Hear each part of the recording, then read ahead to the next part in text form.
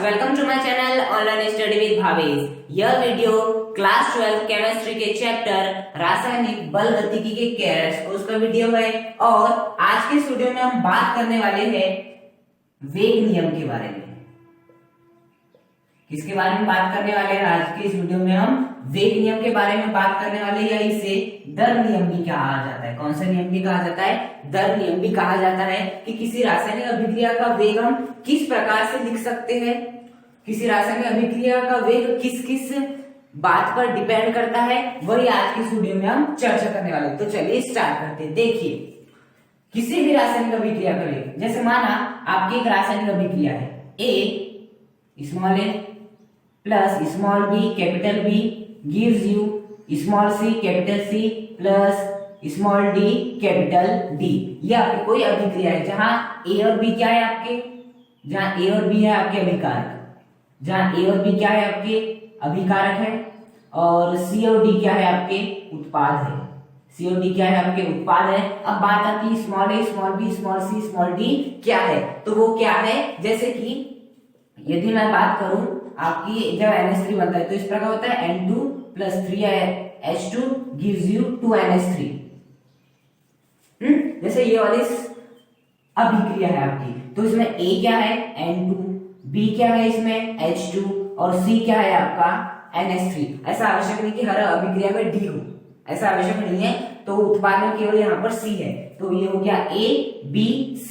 इनके सामने N2 के सामने कुछ लिखा है, मतलब क्या लिखा है 1 लिखा है, तो A की वैल्यू कितनी हो जाएगी 1 हो जाएगी। यहाँ जो आपका स्मॉल b है उसकी वैल्यू कितनी हो जाएगी 3 हो जाएगी। यहाँ जो आपका स्मॉल c होगा उसकी वैल्यू कितनी हो जाएगी 2 हो जाएगी। तो A capital B capital C capital D क्रमशः क्या होते हैं अभिकारक उत्पाद होते हैं, जबकि small a small b small c small d क्या होते हैं, जो भी आपके अभिकारक है उत्पाद के गुणांक होते हैं, जिन्हें हम मोल भी कहते हैं। जैसे कि N2 के सामने 1 लिखा है, इसका अर्थ क्या है कि हमने 1 मोल N2 लिया है। जैसे कि NH3 के सामने 2 लिखा है, इसका अर्थ क्या हुआ कि हमने 2 मोल NH3 लिया है। तो हमने इस प्रकार की क्या मान ली, कोई अभिक्रिया मान ली है। अब इस अभिक्रिया के लिए हमें इस अभिक्रिया का वेग लिखना है। इस अभिक्रिया का क्या लिखना है, मुझे वेग लिखना है। इस अभिक्रिया का क्या लिखना है, मुझे वेग लिखना है।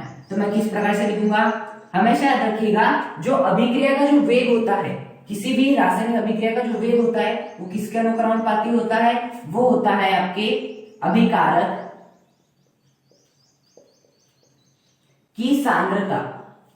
इसका अर्थ क्या होता है सांद्रता, मैंने क्या लिखा अभिकारक की सांद्रता की घात m के क्या होता है अनुक्रमणपाती होता है आपका अभिक्रिया का वेग। तो अभिक्रिया का वेग किस बात पर निर्भर करता है, आपके अभिकारक की सांद्रता पर, और उस अभिकारक की सांद्रता पर भी आपकी एक घात होती है m।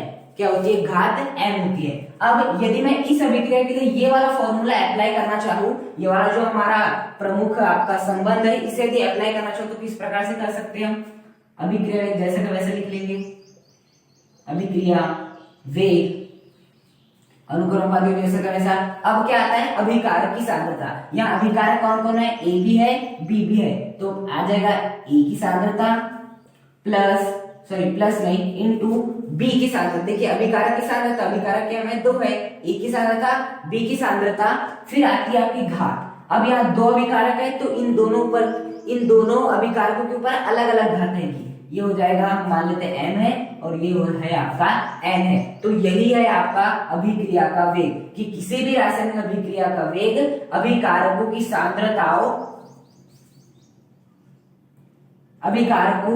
सांद्रताओं के घातांकों के गुणनफल के क्या होता है, अनुक्रमानुपाती होता है। अब बात आती है m और n क्या है। देखिए यहाँ m और n का निर्धारण कैसे होता है, प्रायोगिक रूप से होता है।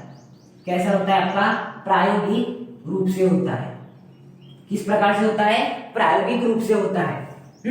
यहाँ किस प्रकार से होता है, प्रायोगिक रूप से होता है। और यदि मैं m प्लस n को जोड़ दूं तो हमें क्या प्राप्त होती है, अभिक्रिया की कोटि प्राप्त होती है। क्या प्राप्त होती है, अभिक्रिया की कोटि प्राप्त होती है। यानी कि मैं अभिकारक के ऊपर जो घात है दूसरे अभिकारक के ऊपर जो घात है, यदि उन दोनों को जोड़ दूं तो मुझे क्या प्राप्त होगी, अभिक्रिया की कोटि प्राप्त होगी। और m और n का निर्धारण किस प्रकार होता है, प्रायोगिक रूप से होता है। देखिए मैं यहाँ इस m और n के स्थान पर क्या भी लिख सकता था, ये स्मॉल a, और ये क्या लिख सकता था, स्मॉल b लिख सकता था।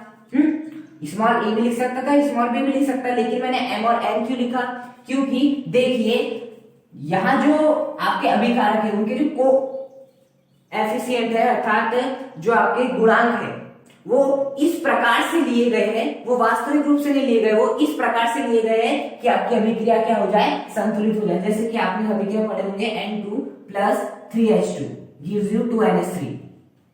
अब ऐसा वास्तविक नहीं कि हम NH3 को बनाने के लिए 1 मोल हम नाइट्रोजन लेते हैं और 3 मोल क्या लेते हैं, हम हाइड्रोजन ही लेते हैं, बस अभिक्रिया को संतुलित करना है।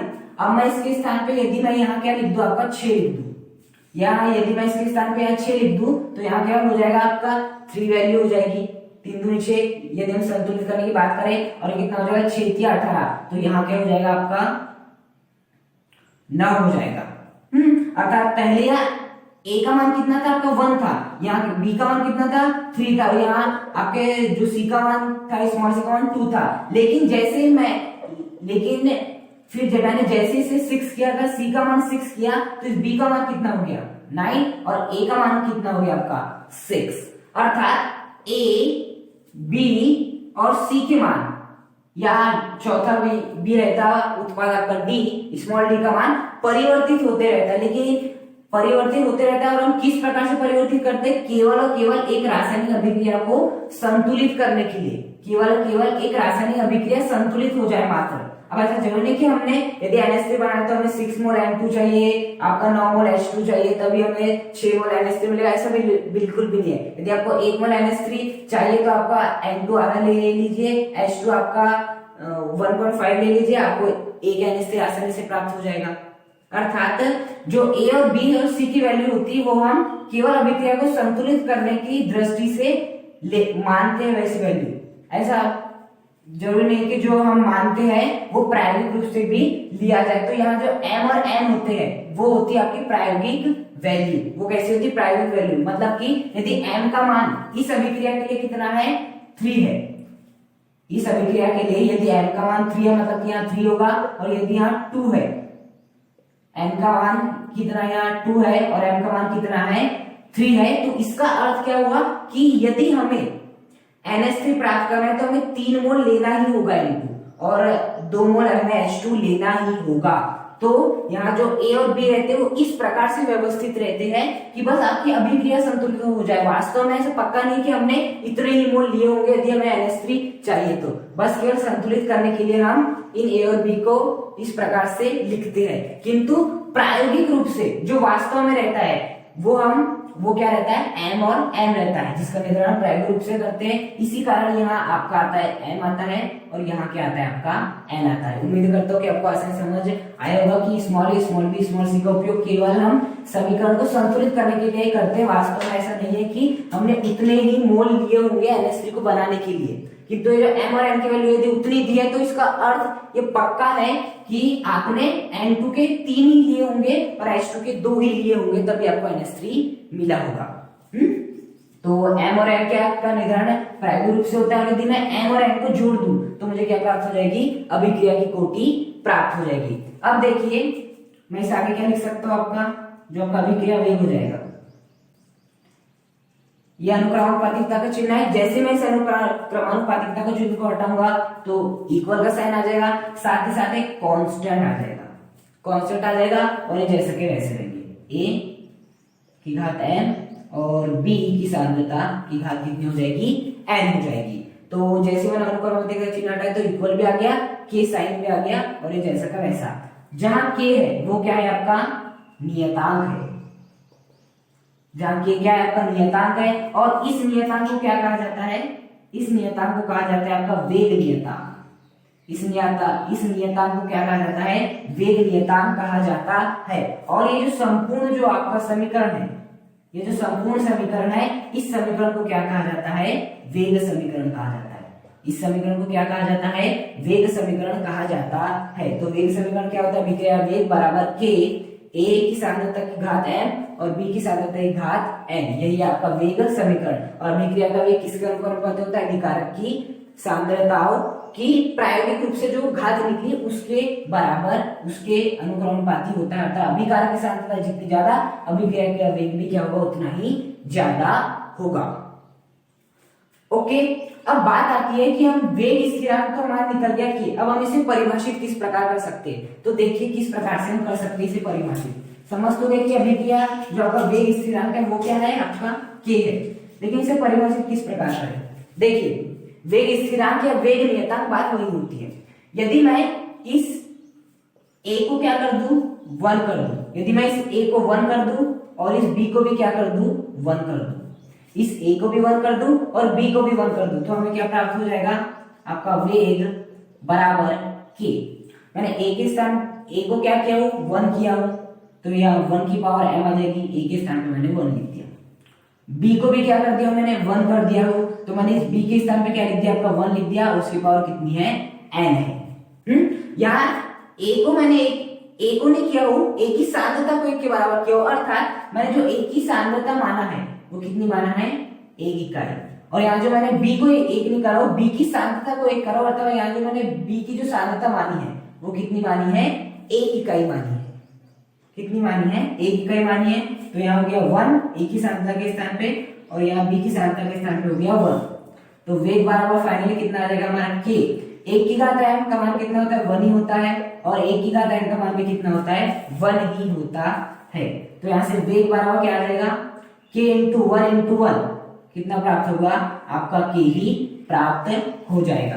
तो अभिक्रिया का वेग नियतांक किसे कहेंगे, अभिक्रिया का वेग नियतांक अभिक्रिया के वेग के बराबर ही होता है। किसके बराबर होता है, अभिक्रिया के वेग के बराबर ही होता है। किसके बराबर होता है, अभिक्रिया वेग के बराबर ही होता है आपका वेग नियतांक। कब होता है, जब हम आपके अभिकारक की सांद्रता को क्या मान लेते हैं, इकाई मान लेते हैं।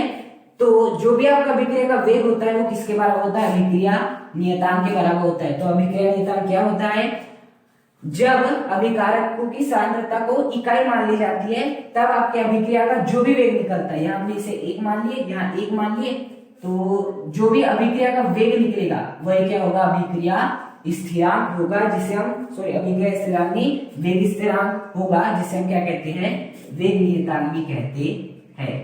तो आज की वीडियो में हमने क्या क्या बात की, अभिक्रिया की दर या अभिक्रिया के वेग नियम के बारे में बात की, जो कि कितना होता है आपका अभिक्रिया वेग बराबर k इंटू a की सांद्रता की घात m और b की सांद्रता की घात n, और अभिक्रिया का वेग किस बात पर डिपेंड करता है वो भी देखा हमने, और साथ ही साथ वेग नियतांक को किस प्रकार से परिभाषित करते हैं वो भी देखा।